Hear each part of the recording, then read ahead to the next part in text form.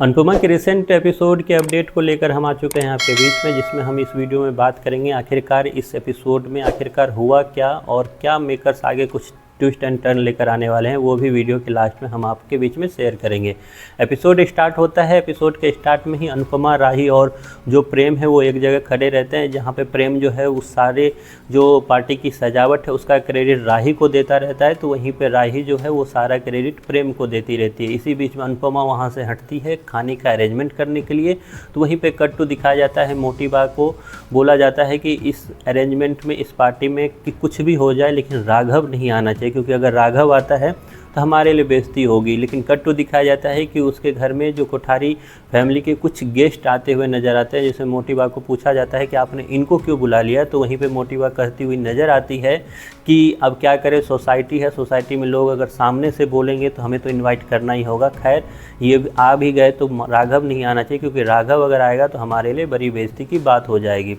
इसके cut to दिखाया जाता है कि मोटी बा और जो बा है आपस में वो इस बात पे लड़ते रहते हैं कि आखिरकार दोनों में से सबसे ज़्यादा सुंदर है कौन। उसी के बीच में पराग वहाँ आता है और पराग से पूछा जाता है मोटी बा के द्वारा कि आखिरकार तुम बताओ कि हम दोनों में से आखिरकार सुंदर है कौन। इसमें हंसमुख जो बाबूजी हैं वो आते हैं और वो किसी भी तरीके से इन दोनों को अलग अलग कर देते हैं। इसके कट टू दिखाया जाता है कि जो गेट है कोठारी निवास का, वहाँ पे राघव पहुँच चुका है और राघव के पहुँचने के साथ जैसे ही वो एंट्री करना चाहता है राघव, उसको आते हैं पैनिक अटैक और उसको अपने पास्ट की वो सारी बातें याद आती है जो कोठारी फैमिली ने उनके साथ किया हो, फिर चाहे उनकी बेटी की हत्या के आरोप में किस तरीके से उनको जेल भिजवाया हो। और इसी पैनिक अटैक में वो रहते हैं कि तब तक सामने से अनुपमा उनको दिखाई देती है।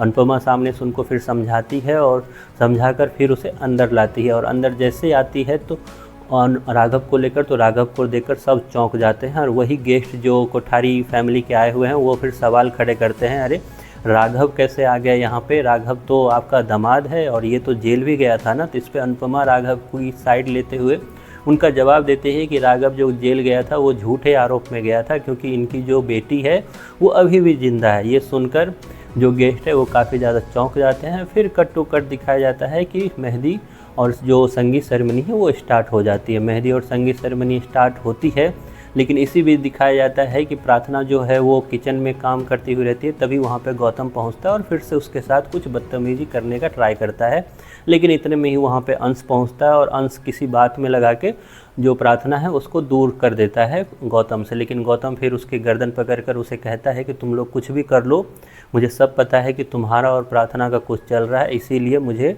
कुछ दिन का टाइम बस और है और हम दोनों निकल जाएंगे यहाँ से, लंदन चले जाएंगे। जिस पे अंश कहता हुआ नज़र आता है कि कुछ भी हो जाए प्रार्थना यहाँ से लंदन नहीं जाएगी, इतना मैं तुम्हें बता देता हूँ। इस पे गौतम को वहाँ शक होता है कि आखिरकार ये इतना ज़्यादा कॉन्फिडेंट होकर बोल क्यों रहा है।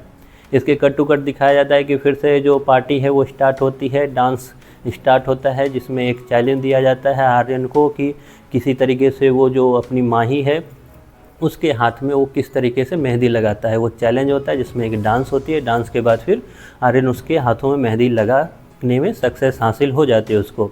अचानक से इसी पार्टी के बीच में अचानक से फ़ोन आता है गौतम को, और गौतम फिर उस फ़ोन पर बात करते हुए बाहर जाता है। और बाहर जाने के बाद अचानक से वो अंदर आता है और पार्टी में जो सॉन्ग प्ले होता रहता है उस सॉन्ग को वो बंद कर देता है, जिससे सारे लोग चौंक जाते हैं कि आखिरकार गौतम ने ये क्यों किया। लेकिन तभी गौतम सामने से चिल्लाता है प्रार्थना पे कि ये तुमने क्या किया है। इस पे सभी लोग चौंक जाते हैं और बोलते हैं आखिरकार हुआ क्या है। तभी गौतम जो है सामने से डाइवोर्स की जो पेपर है वो दिखाता है सबको कि प्रार्थना ने मुझे डाइवोर्स का नोटिस दिया है। इस पे फिर जो गेस्ट हैं कोठारी फैमिली के वो फिर इस पे चटकारे लेते हुए नज़र आएंगे आपको, और नज़र आते हैं वो और ये बोलते हुए कि तुमने तो बोला था कि तुम्हारी जो फैमिली है वो काफ़ी अच्छी है, तो फिर ये तलाक कहाँ से हो गया, तुम तो मेरे फैमिली पे बहुत सवाल उठाती थी। मोटी बा को वो कहते हुए नज़र आएंगे।